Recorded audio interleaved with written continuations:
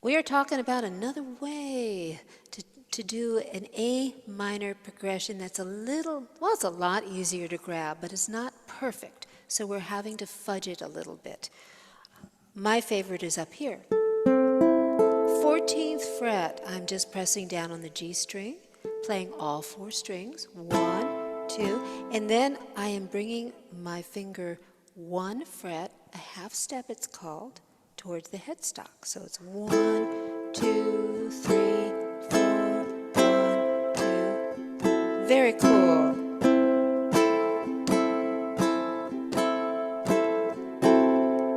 Now here's another way to do it that's on this side of the country here.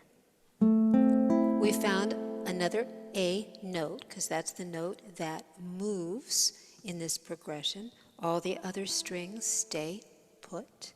We start with the A minor. Looks like an A minor, but here's our A note. We bring it down to an A flat. Bring it to a G. Isn't that pretty? So it's 1, 2, 3, 4, 1. Now, 2, 3, 4.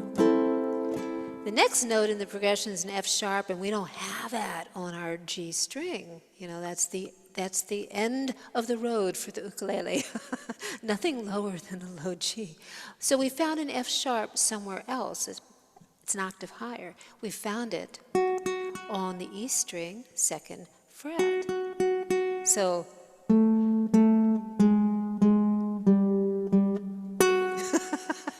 you see what I mean? How this is a little imperfect, but nevertheless very nice. So how do we do a workaround?